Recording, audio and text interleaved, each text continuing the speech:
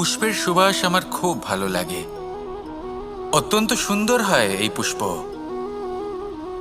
এইভাবে চারিদিকে পুষ্প দেখে মন আনন্দিত হয়ে ওঠে। এবার আপনারা ভেবে দেখুন, আমার চারিদিকে পুষ্প নয়, আগুন আছে। তাহলে কি হবে? আমার শরীর কি জ্বলে যাবে না? অবশ্যই জ্বলবে। শরীরকে কি আগুনের তাপ সহ্য করতে হবে না? অবশ্যই সহ্য করতে হবে। এটাই হলো প্রকৃতির নিয়ম। এই নিয়ম কিন্তু আমরা সবাই জানি, কিন্তু আমাদের মধ্যে বেশিরভাগ মানুষ এই বিভ্রান্তি নিয়ে বাঁচি যে এই যে প্রকৃতির নিয়ম, তা আমার ওপর প্রযোজ্য নয়। তা কিন্তু নয়। আমাদের চতুর্দিকে এই যে নিসর্গ রয়েছে, আমরা তার কতটা ক্ষতি করি সেটা একবার ভেবে দেখুন। আমরা বনাঞ্চল জ্বালিয়ে দিই, বায়ু দূষিত করি, জল দূষিত করি, প্রাণীদের হত্যা আমরা করি। কেন? এই নিসর্গ আমরা নষ্ট করি, যদিও আমরা জানি যে আমরাও হলাম এই নিসর্গেরই অংশ। এবার দেখুন, শরীরের কোনো অংশে যদি আগুন ধরান, আস্তে আস্তে সমস্ত শরীরও জ্বলে যাবে। সেইভাবেই নিসর্গ যদি নষ্ট হয়ে যায়, তাহলে মনুষ্য জাতিও নষ্ট হয়ে যাবে। তাই এই যে নিসর্গ আপনি দেখছেন, এই পুষ্প, এই বৃক্ষ, বায়ু, জল, এদের সকলকে রক্ষা করুন, নষ্ট নয়। মনে রাখবেন, যদি নিসর্গ থাকে মানুষ থাকবে, যদি নিসর্গ থাকে তাহলেই জীবন থাকবে। আসুন আমার সাথে ভালোবেসে বলুন, রাধা রাধা। সংসারে আমাদের জীবনে যখন কোনো সুখ বা দুঃখ আসে, তার জন্য আমরা কাউকে না কাউকে অবশ্যই দায়ী করে থাকি, তাই না? এই ব্যক্তি আমাদের সাথে এরকম কাজ করেছেন, তাই আমার সাথে এমন হলো। ওই ব্যক্তি যদি এমনটা না করতেন, তাহলে আজ আমি ওই স্থানে পৌঁছতে পারতাম। সবই আপনার দৃষ্টিভঙ্গির ওপর নির্ভরশীল। আর যদি আপনার দৃষ্টিভঙ্গি এমন হয়, তাহলে তা অনুচিত। সত্যি কথা বলতে, এই সংসারে ভিন্ন ভিন্ন ধরনের মানুষ আছে। এটা আপনার ওপর নির্ভর করছে কিভাবে তাদের স্বাগত জানাবেন। একবার ভাবুন, আমি আমার দুটো হাত সামনে নিয়ে এলাম, দুটো মুঠো খুলে দিলাম। দুই প্রকারের মানুষ আসবেন, কিছু না কিছু দিয়ে যাবেন। এই মুঠো যদি আমি বন্ধ করে দিই, তাহলে না কেউ আমাকে কিছু দিতে পারবে, না আমার কিছু যাবে আসবে। নিশ্চয়ই বুঝতে পারছেন এই দুই ধরনের ব্যক্তি কারা এবং তারা কি দিয়ে যান। আমি যদি নিজের মুঠো খুলে দিই, তাহলে কিছু ভালো মানুষ আসবেন, আমাকে আনন্দ, সন্তুষ্টি, জ্ঞান প্রদান করে যাবেন, ভালো অভিজ্ঞতা দিয়ে যাবেন। কোনো খারাপ ব্যক্তি যদি আসেন, তাহলে তিনিও খারাপ অভিজ্ঞতা দেবেন, যার থেকে আমি শিক্ষা লাভ করব। এই সব কিছু আমি লাভ করতে পারি। মুঠো যদি বন্ধ করে রাখি, তাহলে আমি কিছুই পাবো না। দেখুন, এই সংসারে প্রত্যেকের জীবনে এইরকম। প্রত্যেকের জীবনে সবকিছুই আছে, ভালো খারাপ দুই মানুষই আছে। ভালো অভিজ্ঞতা আছে, খারাপ অভিজ্ঞতা আছে। নির্ভর করছে আপনার উপর যে আপনি কি করবেন। এনাদের স্বাগত কিভাবে জানাবেন, কার থেকে কি বুঝবেন, কি শিখতে পারবেন, আর কোন দৃষ্টিভঙ্গি নিয়ে অগ্রসর হবেন। এটাই নির্ধারণ করবে যে আপনার জীবন কেমন হবে। আসুন আমার সাথে ভালোবেসে বলুন, রাধা রাধা। জীবনে যখন কোনো ব্যক্তি নিজের লক্ষ্য প্রাপ্তির জন্য নিরন্তর পরিশ্রম করতে থাকেন, চেষ্টা করতে থাকেন, তখন তিনি কষ্ট অনুভব করেন। কখনো শারীরিক কষ্ট, কখনো মানসিক কষ্ট। এবার উনি এটা ভাবতে থাকেন যে আমি কি উচিত করছি নাকি অনুচিত করছি। কারণ অন্যদিকে এমন একজন ব্যক্তিও আছেন যিনি একদমই পরিশ্রম, চেষ্টা করছেন না। তিনি মদিরা পান করেন, বিলাসিতায় জীবন কাটান, অলস প্রকৃতির হয়ে ওঠেন, নিদ্রাতে বিলীন হয়ে থাকেন আর ভাবেন যে তিনি সুখ লাভ করছেন। কিন্তু এরকম কেন হয়? কারণ যখন আমরা সৎ পথে থাকি, উচিত পথে চলি, লক্ষ্য প্রাপ্ত করার জন্য চেষ্টা করতে থাকি, তখন আমাদের ভেতরে থাকা নেতিবাচক শক্তি এবং পাপ এই দেহকে ত্যাগ করে দেয়। আর এই অনুভূতিটাই আমাদের দুঃখের অনুভূতি দেয়, কষ্ট দেয়। এবার সেখানে যদি আমরা কুপথে চলি, অনুচিত পথে চলতে থাকি, তাহলে আমাদের ভেতরে থাকা পুণ্য এবং ধনাত্মক শক্তি আমাদের দেহ ত্যাগ করে দেয়। আর এই অনুভূতির কারণেই আমরা সুখ অনুভব করি। কিন্তু কখনো ভাববেন যে এই সুখ বেশি সময় পর্যন্ত থাকে না। সেই জন্য সবসময় মনে রাখবেন, যদি আপনি জানেন যে এটাই আপনার লক্ষ্য, এটাই উচিত পথ, শুভ পথ, তাতে নিরন্তরভাবে এগিয়ে যেতে চেষ্টা করতে থাকুন। এই কষ্ট আপনাকে সুখের পরাকাষ্ঠায় কখন পৌঁছে দেবে তা আপনি জানতেই পারবেন না। আসুন আমার সাথে ভালোবেসে বলুন, রাধা রাধা। প্রত্যেক মানুষ নিজের জীবনে হীরক তথা হীরে এবং দর্পণ এই দুই দেখেছেন।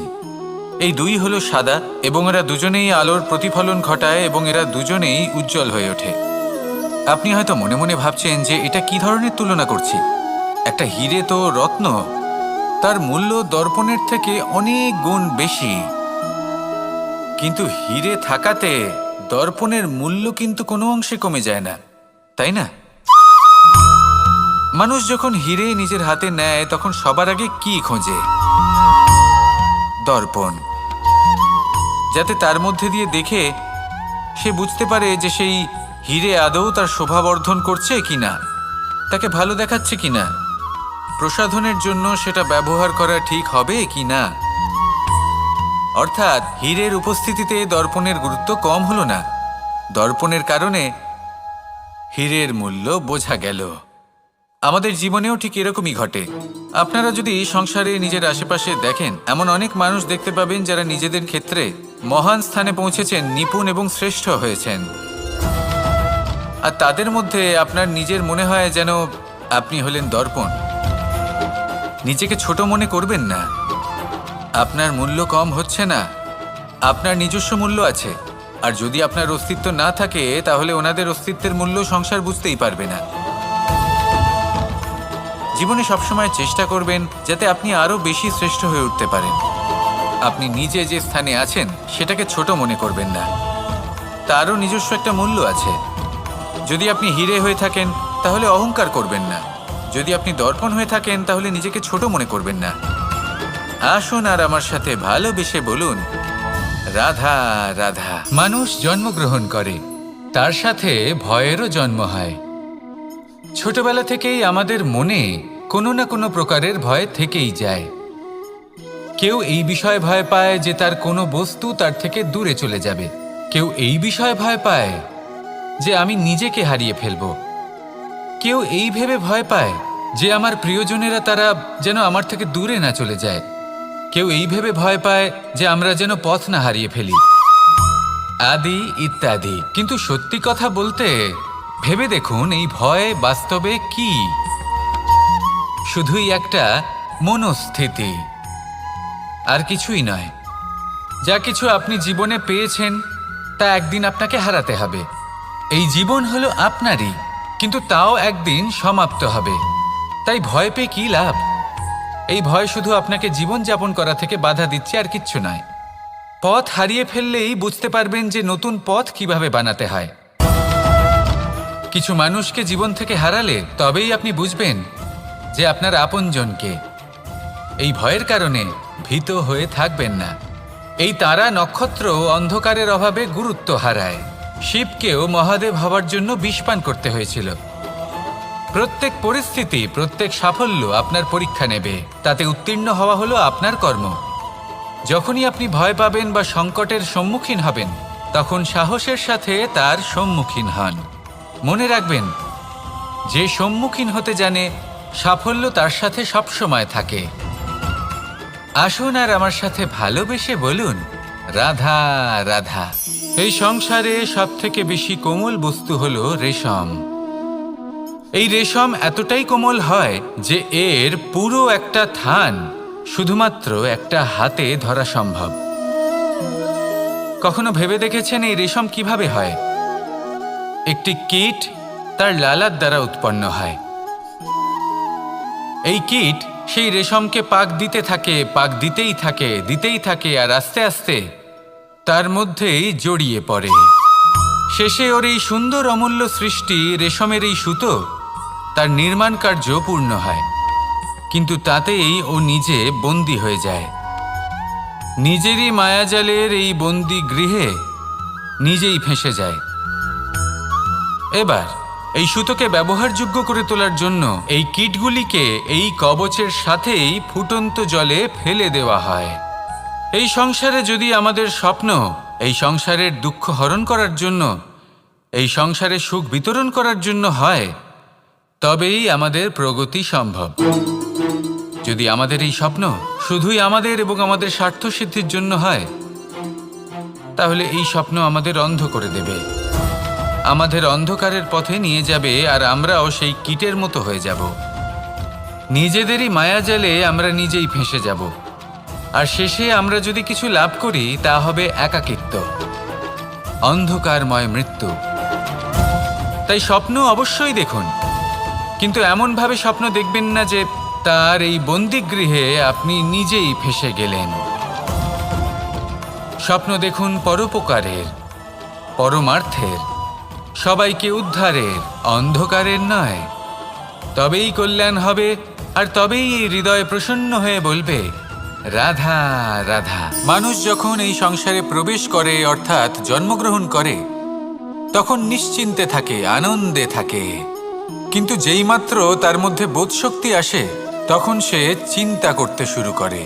চিন্তা ভবিষ্যতের, সেই সমস্ত বিষয় নিয়ে চিন্তা করে যা ওর হাতে নেই। তারপর বড় হয়, বিবাহ সম্পন্ন হয়, গৃহস্থ জীবন যাপন করে, তারপর আবার চিন্তায় মগ্ন হয়ে যায়। ভাবে, এই যে আমার পরিবার, আমি কি ঠিকমতো তার খেয়াল রাখতে পারছি? কাল যখন আমি এই সংসার থেকে চলে যাব, তখন আমার এই পরিবারের দেখাশোনা কে করবে? শেষ পর্যন্ত এই পরিবার তো আমারই উত্তরদায়িত্ব। যাক, আপনাকে একটা প্রশ্ন করি। এই সংসারে আসার পূর্বে আপনি কি এই প্রশ্ন করেছিলেন, এটা ভেবেছিলেন যে আমাকে ছাড়া এই সংসার কিভাবে চলবে? করেননি, তাই তো? তাই আপনার এটা নিয়ে দুশ্চিন্তা করার প্রয়োজন নেই যে আপনি যখন এই সংসার ত্যাগ করে চলে যাবেন তখন কি হবে। আপনি যখন ছিলেন না তখনও এই সংসার চলছিল, আপনি যখন এই সংসার ত্যাগ করবেন তখনও এই সংসার চলতে থাকবে। যদি কোনো বিষয়ের প্রভাব থাকে, তা হলো আপনার আজকের তথা বর্তমানের কর্ম, অর্থাৎ আজ আপনি কি করছেন, কার জন্য মঙ্গল করছেন, কাকে প্রেরণা দিচ্ছেন, কাকে সাহায্য করছেন, কোন উদাহরণ প্রস্তুত করছেন। আপনি এই সংসারে যে ছবি অঙ্কন করবেন, সংসার সেটাই মনে রাখবে।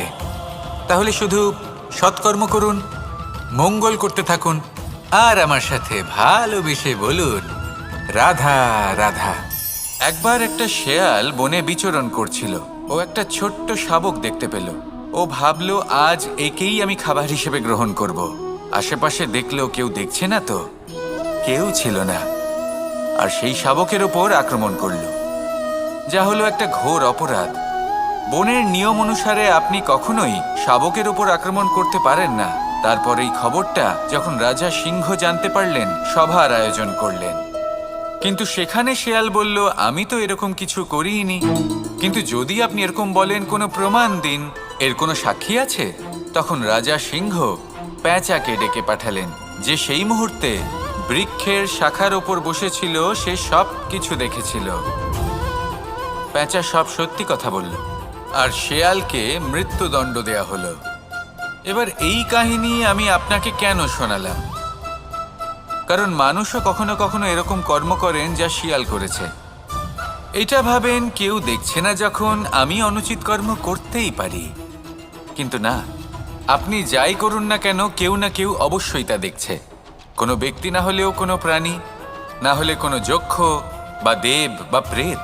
যদি এনারা কেউ না দেখেন, তাহলে ধরিত্রী মাতা দেখেন, যেখানে দাঁড়িয়ে আপনি সেই কর্ম করছেন, তাই না? তাই একটা কথা সবসময় মনে রাখবেন, কে দেখছেন কে দেখছেন না সেই বিষয়ে ভাবা ছেড়ে দিন। এটা খুব সহজ কথা। আপনি যদি উচিত কর্ম করেন, উচিত ফল পাবেন। যদি অনুচিত কর্ম করেন, তাহলে আপনি অনুচিত ফল অবশ্যই পাবেন। সেই জন্য উচিত পথে চলতে থাকুন, উচিত কর্ম করতে থাকুন, আর আমার সাথে ভালোবেসে বলুন, রাধা রাধা। সুখ, দুঃখ এবং শক্তি, এই তিন হলো এই সংসারের ত্রিদেবের মতো। আমাদের জীবনে যা কিছু ঘটছে এই তিনটির ভিত্তির উপরেই হচ্ছে। আসলে এই সংসারের একটা নিয়ম আছে, যখনই আপনি কিছু লাভ করেন, এই সংসার আপনার পরীক্ষা নেয়। এটা জানার জন্য আপনার পরীক্ষা নেয় যে আপনি যা কিছুই লাভ করেছেন, আপনি কি আদৌ সেটার যোগ্য কি না। ঠিক সেইভাবেই এই সুখ, দুঃখ এবং শক্তি আপনার পরীক্ষা নিয়ে থাকে। যখন সুখ আসে তখন সে আপনার পরীক্ষা নেয় যে আপনার মধ্যে অহংবোধ জাগ্রত হয়নি তো। যদি অহংবোধ চলে আসে তাহলে সুখ সেখানেই সঙ্গ ত্যাগ করে। দুঃখ আপনার ধৈর্যের পরীক্ষা নিতে থাকে, আর যদি আপনার মধ্যে ধৈর্য না থাকে তাহলে এটা আপনাকে আরো বেশি দুঃখের গভীর অন্ধকারে ঠেলে দেবে। সেখানে শক্তি পরীক্ষা নেয় আপনার বিনম্রতার। যদি আপনি বিনম্র না হন তাহলে হয় এই শক্তি আপনার সঙ্গ ত্যাগ করবে, নয় এই শক্তি বিনম্রতার অভাবে আপনার পতনের কারণ হতে পারে। এই সংসারে যে কোনো ব্যক্তি যিনি এই পরীক্ষায় উত্তীর্ণ হয়ে থাকেন, এই জীবনে তিনি সাফল্য লাভ করেন। আসুন আমার সাথে ভালোবেসে বলুন, রাধা রাধা। আমি মনুষ্যরূপে জন্ম নিয়েছি এবং সমস্ত কর্ম এই রূপেই করেছি, কিন্তু আশ্চর্যের বিষয় হলো যে আজও মানুষ আসেন এবং হাত জোড় করে প্রার্থনা করেন যেন আমি ওনাদের সহায়তা করি। আপনাদের একটা কথা বলতে চাই, আমি সকলকে সাহায্য করতে পারবো না, কিন্তু আমি শিক্ষা অবশ্যই দিতে পারবো, জ্ঞান প্রদান করতে পারবো। এমন কিছু জ্ঞান যার ভিত্তিতে মানুষ যা চাইবেন তাই লাভ করতে পারবেন যদি সঠিক কর্ম করতে থাকেন। যখন কংসের অসুররা গোকুলে ধ্বংসলীলা চালাচ্ছিলেন তখন আমি কারোর থেকে সাহায্য চাইনি। আমি দাঁড়িয়ে লক্ষ্য আছে, আপনি অবশ্যই লাভ করবেন। আর এই মন সুপ্রসন্ন হয়ে বলবে, রাধা রাধা। ভোজন এই সংসারে যেই হোক না কেন, কোনো মানুষ হোক, কোনো প্রাণী হোক, কোনো কীট হোক বা কোনো বনস্পতি হোক, প্রত্যেকের জন্য ভোজন অতি আবশ্যক। কারণ ভোজন থেকেই শক্তি পাওয়া যায়, আর সেই শক্তি দিয়েই সংসারের আমাদের জীবনের সমস্ত কার্য করা যায়।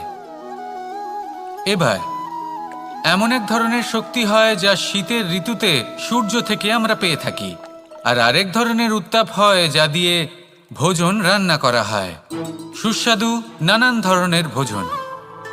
এবার অত্যন্ত গুরুত্বপূর্ণ হলো যে ব্যক্তি সেই ভোজন বানাচ্ছেন তার মানসিক পরিস্থিতি এবং সেই ব্যক্তি যিনি ভোজন গ্রহণ করছেন তার মানসিক অবস্থা। যখনই আপনি ভোজন বানাচ্ছেন তখন ভালোবাসার সাথে কাজটা করুন, ধন্যাত্মক ভাব নিয়ে, সৎ ভাবনার সাথে। কারণ আপনার এই মানসিক স্থিতি শক্তির আকারে সেই খাদ্যের সাথে মিলেমিশে যায়। আর যখনই আপনি ভোজন গ্রহণ করছেন তখন সদ্ভাবনার সাথে, প্রসন্নতার সাথে গ্রহণ করুন, ধন্যাত্মক ভাব নিয়ে। যদি আপনি প্রসন্নতার সাথে রান্না করেন, প্রসন্নতার সাথে খাদ্য গ্রহণ করেন, তাহলে আপনি প্রসন্নই থাকবেন, আর মন সুপ্রসন্ন হয়েই বলবে, রাধা রাধা। দীপাবলি আমাদের সবথেকে বড় উৎসব।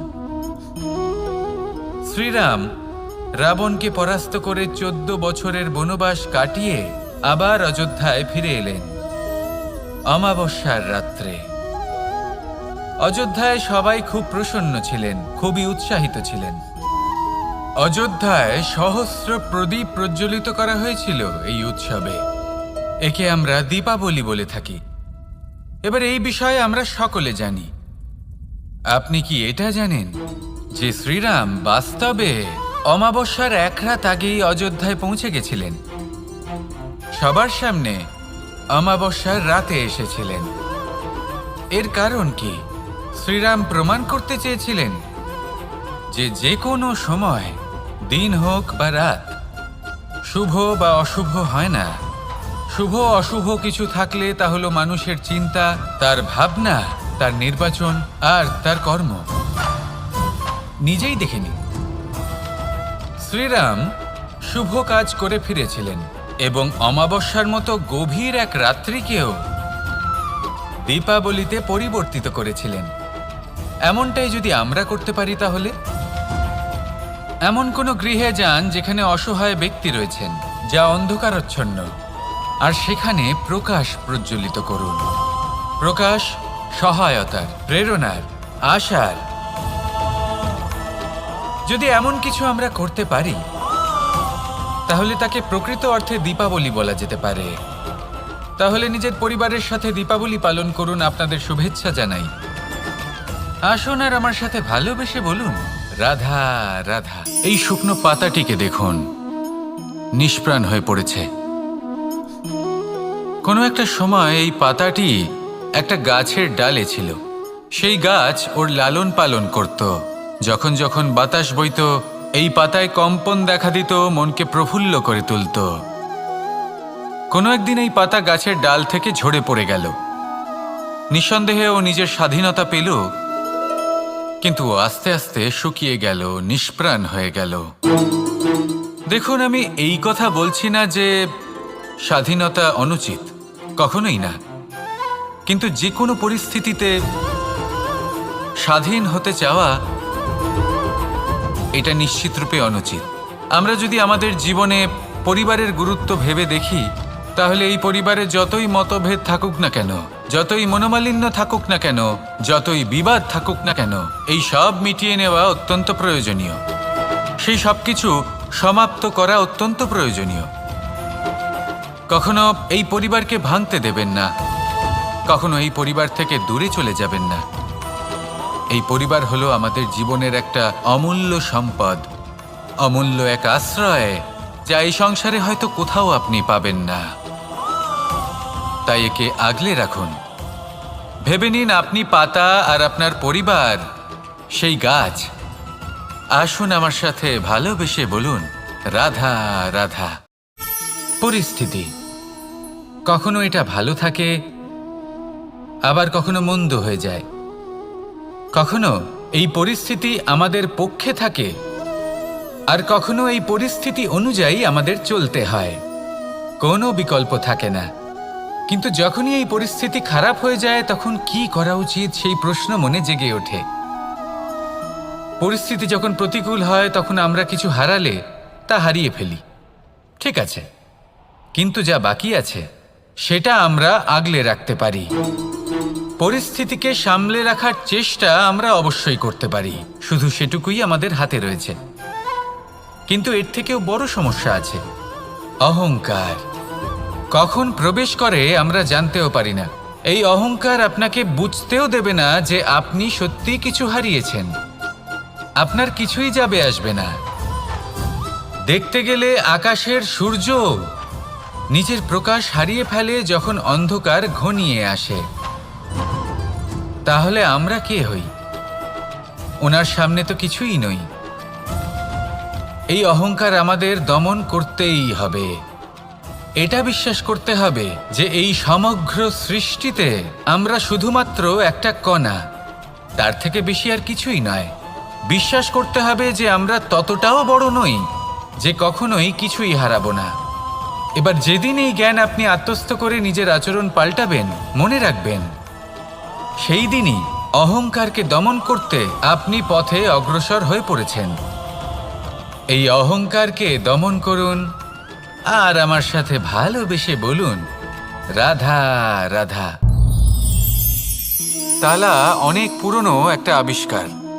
যবে থেকে এই সংসারে বহুমূল্য বস্তু নির্মিত হয়েছে, তবে থেকেই এই তালা নির্মাণ হয়েছে। তবে থেকে এর ব্যবহার করা হয়েছে, যাতে উচিত সময় এলে পরে আমরা আমাদের বহুমূল্য জিনিসগুলো সুরক্ষিত রাখতে পারি এবং সময় এলে পরে বের করে সেগুলি ব্যবহার করতে পারি। এবার একটা গুরুত্বপূর্ণ তথ্য আছে যেটা জানা অত্যন্ত গুরুত্বপূর্ণ, এবং সেটা হলো যে একটা তালা নির্মাণের পূর্বে তা খোলার যন্ত্র অর্থাৎ তার চাবিটি নির্মাণ করা হয়, এবং এটাই জীবনের খুব বড় একটা শিক্ষা প্রদান করে যায়। আমাদের জীবনে যখনই কোনো সমস্যা আসে, তখন ভয়ভীত হওয়ার কোনো দরকার নেই, কারণ এই প্রকৃতি, এই ঈশ্বর এই সমস্যার সমাধান তথা এর চাবি আগে থেকেই নির্মাণ করে রেখে দিয়েছেন। শুধু দরকার হলো সেই সমস্যার ঊর্ধ্বে উঠে সেই সমাধান খুঁজে বের করা। মানুষ অনেক সময় সমস্যা দেখে ভীত হয়ে পড়েন, চিন্তিত হয়ে পড়েন, নিজের বিবেক হারিয়ে ফেলেন। আপনার শুধু এই মনকে শান্ত করা প্রয়োজন। এই শান্ত মনের সাথে এই সমস্যার নিবারণ খুঁজে নিতে হবে। তাই সমস্যা যতই তীব্র হোক না কেন, ভয় পাওয়ার কোনো প্রয়োজন নেই। পরম শান্ত মনে সমাধান খুঁজে বের করুন। আসুন আমার সাথে ভালোবেসে বলুন, রাধা রাধা। মানুষ বড়ই বিচিত্র প্রাণী। অধিক থেকে অধিকতর ধন লাভ করার চেষ্টায় নিজের শরীরকে নষ্ট করে ফেলেন, নিজের শক্তি হারিয়ে ফেলেন, নিজের সামর্থ্য হারিয়ে ফেলেন। আর যে ধন লাভ করেন সেটা কোথায় যায়? সেই শক্তি, সেই সামর্থ্যকে আবার ফিরে পাওয়ার জন্য। আর কিছু মানুষ জীবন এমনভাবে যাপন করেন যেন তা কখনোই শেষ হবে না। কিন্তু শেষ তো সবারই হবে। আর যখনই শেষটা কাছে চলে আসে, তখন মানুষ এটা বুঝতে পারেন যে সে জীবনকে উপভোগ করেননি। তার কারণটা কি? লালসা। এই লালসা জন্ম দেয় লোভকে, আর এই লোভ জন্ম দেয় আপনারই বিনাশকে। সেই জন্য আজ আপনার কাছে যা কিছু আছে, যেমনটা আছে, তার সাথে জীবন যাপন করুন, পূর্ণরূপে যাপন করুন। আপনার কাছে যতই ধন, শক্তি, মান থাকুক, তা সবার মধ্যে ভাগ করতে শিখুন। ভাগ করলে ভালোবাসা বাড়ে, আর এই ভালোবাসা দ্বারা জীবন আরও সুখময় হয়ে ওঠে। তাহলে আসুন আর আমার সাথে ভালোবেসে বলুন, রাধা রাধা। মানুষ সত্যের সাথে অবগত হবার জন্য ব্যাকুল হয়ে থাকে, চিরকাল চেষ্টা করতে থাকে। জন্ম থেকেই তার মনে এই ইচ্ছে জাগ্রত হয় সত্যিটা কি সেটা জানতে। এবার এই ইচ্ছে, এটা পূর্ণ কিভাবে করা যেতে পারে? কারোর মনে হয় যে জ্ঞান অর্জন করলেই এই ইচ্ছে পূর্ণ হতে পারে, তাই কেউ কেউ জ্ঞানের পেছনে ছুটতে থাকেন। কেউ এটা ভাবেন যে এই ইচ্ছে পূর্ণ করা যেতে পারে ধন আর শক্তির দ্বারা, তাই তারা ধন আর শক্তি প্রাপ্ত করতে চান। কেউ আবার ভাবেন যে অন্তরের মন্থন দ্বারা এটা সম্ভব হতে পারে। এবার এটাও সত্যি যে মন্থন করলে অমৃত লাভও সম্ভব হতে পারে, কিন্তু তার জন্য এই মন্থন করার জন্য একটা উচিত দিকে অগ্রসর হওয়া প্রয়োজনীয়। উচিত সংযমের দ্বারা সামনে এগোতে হবে, আর কোনো আশা না করে সামনে এগিয়ে যেতে হবে, তবেই এটা সম্ভব হতে পারে। একটা বাদ্যযন্ত্রের কথা ভেবে দেখা যাক। তার থেকে সুর তখনই নির্গত হয় যখন তার তারগুলি ঠিক করে বাঁধা হয়। যদি বেশি বেঁধে ফেলা হয় তাহলে তার ছিঁড়ে যেতে পারে, আর যদি ঢিলে থেকে যায় তাহলে তার থেকে উচিত সুর নির্গত হবে না। একটা অত্যন্ত গুরুত্বপূর্ণ কথা মনে রাখবেন, সত্যকে লাভ করার প্রাথমিক আধার হল অনুশাসন। জীবনে এই অনুশাসন আনুন, সত্য আপনা আপনি আপনার কাছে চলে আসবে, আর এই মন প্রসন্ন হয়ে বলবে, রাধা রাধা। জীবনে যখনই কোনো কঠিন কাজ আমাদের সামনে আসে, তখন আমরা কারোর না কারোর থেকে সাহায্য চাই, যেটা উচিত। কিন্তু যদি যে কোনো ছোটখাটো বিষয়ে আমরা সাহায্য চাইতে শুরু করি, তাহলে কি হবে? তাহলে আমরা নিজেদের সামর্থ্য, নিজেদের যোগ্যতাকে কখনো বাড়তেই দেব না, না আমাদের শক্তি কখনো বাড়বে। কারণ এটা আমাদের অভ্যেস হয়ে যাবে। যাই ঘটুক, আমরা কারোর থেকে সাহায্য চাইতে চলে যাব, এটাই আমাদের স্বভাব হয়ে যাবে। সেই জন্য আমাদের যেটা করা উচিত সেটা হলো, যতক্ষণ না আর কোনো উপায় থাকছে ততক্ষণ আপনি কারোর থেকে সাহায্য চাইতে যাবেন না। চেষ্টা করুন, যা সংকট থাকুক, সমস্যা থাকুক, পরিস্থিতি যতই কঠিন হোক, নিজে সমাধান করতে চেষ্টা করুন। যতটা পারবেন আত্মনির্ভর হওয়ার চেষ্টা করুন। যদি এটা করতে পারেন তাহলে আপনি অনেক কিছু শিখবেন। দিন প্রতিদিন আপনার জীবন আরও বেশি উজ্জ্বল হয়ে উঠবে, ব্যক্তিত্বের বিকাশ ঘটবে, আপনার শক্তি বৃদ্ধি পাবে, যোগ্যতা বৃদ্ধি পাবে, আত্মবিশ্বাস জেগে উঠবে, আর আত্মনির্ভর হয়ে মন বলবে, রাধা রাধা। আমাদের জীবন হলো একটা উপবনের মতো, যেখানে কাঁটাও আছে আবার ফুলও আছে। আর যদি আপনি ফুল লাভ করতে চান তাহলে কাঁটার সংস্পর্শে তো আপনাকে আসতেই হবে। এটাই জীবনের সত্য। আমাদের জীবনে, আমাদের পরিবারে, আমাদের সমাজে দেখবেন ভিন্ন ভিন্ন ধরনের মানুষ আছে। কেউ আছেন দুর্জন, কেউ সজ্জন, কেউ শত্রু হন তো কেউ মিত্র। যদি আপনি দুর্জনদের কাছে যান তাহলে শুধুই কষ্ট পাবেন, যদি আপনি শত্রুর কাছে যান তাহলে ঝামেলায় জড়িয়ে পড়বেন। তার চেয়ে ভালো আপনি সজ্জনদের কাছে যান, আনন্দ এবং জ্ঞান লাভ করবেন। নিজের মিত্রদের কাছে যান, আপনি সাহস লাভ করবেন। আরও একটা কথা বলি, এই জীবন এত বড়ও নয় যে আপনি প্রত্যেক সমস্যায় প্রত্যেক মানুষের সাথে ঝামেলায় জড়াবেন। শুধু যার সাথে আপনার মনের মিল হবে তাকে প্রণাম করুন, আর যার সাথে মনের মিল হবে না তাকে দূর থেকে প্রণাম করুন। কিন্তু মনের মধ্যে থেকে প্রেমের বোধ কোথাও যেতে দেবেন না, কারণ এই ভালোবাসাই শেষ মুহূর্তে আপনার উচিত পথ প্রদর্শন করবে। তাই এই ভালোবাসাকে মনে জাগ্রত রাখুন, আর এই ভালোবাসার সাথেই বলুন, রাধা রাধা। কোনো এক সময়ের কথা, একজন জেলের একটা ছোট্ট পুত্র ছিল। সে ভাবল যে আমি আমার বাবার মতোই মাছ ধরব। তখন সে একটা লাঠি নিল, তাতে দড়ি বাঁধল, আর সেই দড়ির মুখে যে কাঁটা বিঁধে থাকে তাতে চারা ঝুলিয়ে জলে ফেলল আর বসে থাকল। কিছু সময় পরে জলে একটি তরঙ্গ দেখা গেল। ও বুঝতে পারল খুব বড় একটা মাছ ফাঁদে পড়েছে। ও বল প্রয়োগ করলো, সেটা টানার চেষ্টা করলো। মাছও বল প্রয়োগ করলো, আর শেষে যেটা হলো সেই দড়ি ছিঁড়ে গেল আর মাছ বেঁচে পালিয়ে গেল। দেখুন, ও অনেক চেষ্টা করলো কিন্তু অসফল হলো।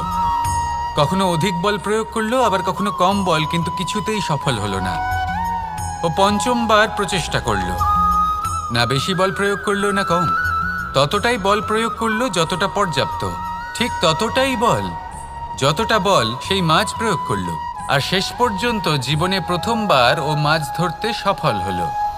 এবার এই কথার সারমর্ম কি? ভারসাম্য। এটাই হলো জীবনের সবথেকে বড় নিয়ম। আমাদের সবার জীবনে সমস্যা রয়েছে, কখনো মন দিয়ে ভেবে দেখবেন। জীবনে যদি কোনো ক্ষুদ্র সমস্যা বা ছোট সমস্যা থাকে আর সেটা সমাধান করার জন্য আপনি বেশি চেষ্টা করছেন, তাহলে তার দ্বারা সমাধান হয় না, বরং আরও বিপদ বেড়ে যায়। যখন কোনো বড় সমস্যা থাকে আর আপনি কম চেষ্টা করতে থাকেন, তখন সমাধান হয় না, তা চলতেই থাকে। শুধু এটাই হলো ব্যাপার।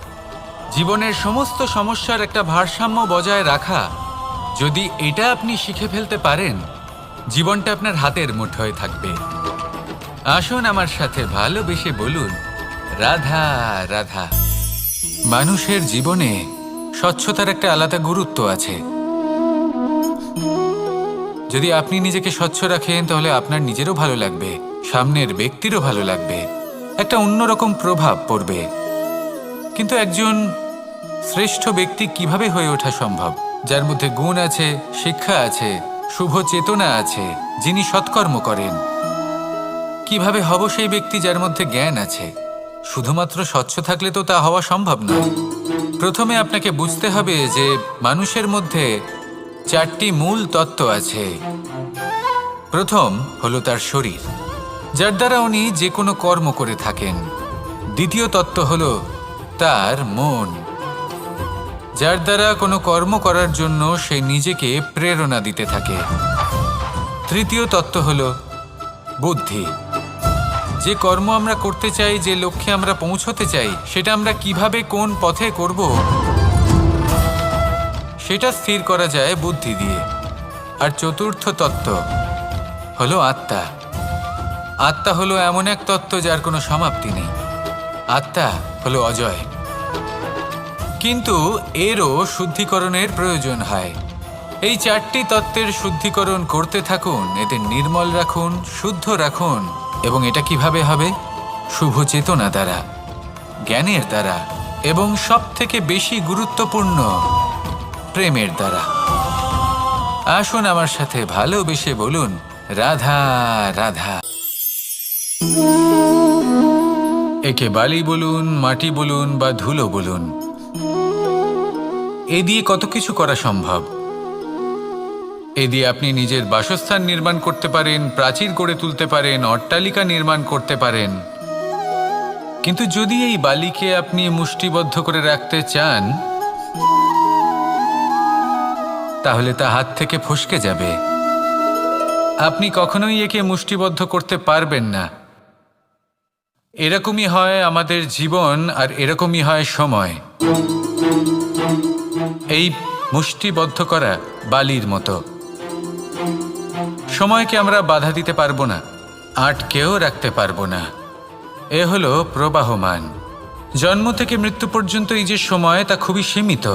আর এই সময় আমরা যেটাই করি তার দ্বারাই আমাদের মূল্য নির্ধারিত হয়।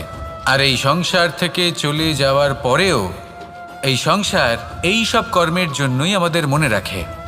তাই যদি আপনি এটা ভাবেন যে আজ যে কর্ম করার ছিল আমি না হয় কাল করে নেব, কাল আমার লক্ষ্যে পৌঁছানোর কথা ছিল আমি পরশু পৌঁছবো, না, এই সময় খুব মূল্যবান, একে নষ্ট করবেন না।